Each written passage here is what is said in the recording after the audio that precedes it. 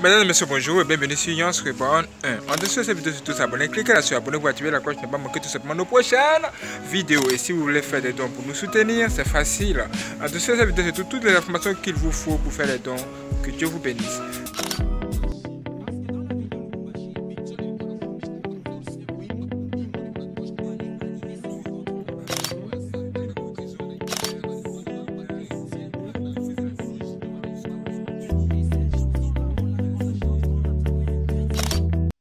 Genèse, chapitre 8. Dieu se souvint de Noé, de tous les animaux et de tout le bétail qui était avec lui dans l'arche. Et Dieu fit passer un vent sur la terre, et les eaux s'apaisèrent. Les sources de l'abîme et les écluses des cieux furent fermées, et la pluie ne tomba plus du ciel. Les eaux se retirèrent de dessus la terre, s'en allant et s'éloignant, et les eaux diminuèrent au bout de 150 jours. Le 7e mois, le 17e jour du mois, l'arche s'arrêta sur les montagnes d'Arara. Les eaux allèrent en diminuant jusqu'au 10e mois. Le 10e mois, le 1er jour du mois, apparurent les sommets des montagnes. Au bout de 40 jours, Noé ouvrit la fenêtre qu'il avait faite à l'arche. Il lâcha le corbeau, qui sortit, partant et revenant, jusqu'à ce que les eaux eussent séché sur la terre. Il lâcha aussi la colombe, pour voir si les eaux avaient diminué à la surface de la terre. Mais la colombe ne trouva aucun lieu pour poser la plante de son pied, et elle revint à lui dans l'arche, car il y avait des eaux à la surface de toute la terre. Il avança la main, la prit et la fit rentrer auprès de lui dans l'arche.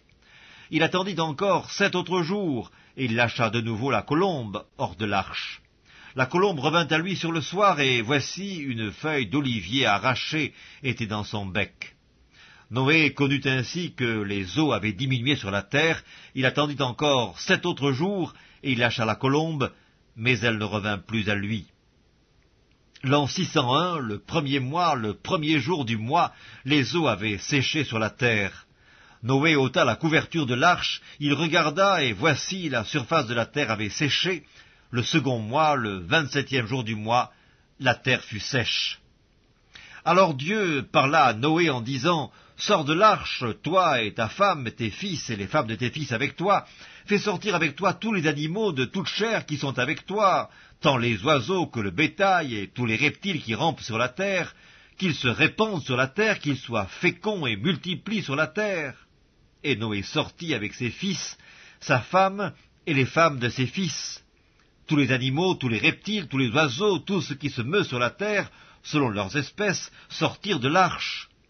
Noé bâtit un autel à l'Éternel, il prit de toutes les bêtes pures et de tous les oiseaux purs, et il offrit des holocaustes sur l'autel. L'Éternel sentit une odeur agréable, et l'Éternel dit en son cœur, « Je ne maudirai plus la terre à cause de l'homme, parce que les pensées du cœur de l'homme sont mauvaises dès sa jeunesse, et je ne frapperai plus tout ce qui est vivant comme je l'ai fait. Tant que la terre subsistera, les semailles et la moisson, le froid et la chaleur, l'été et l'hiver, le jour et la nuit ne cesseront point. »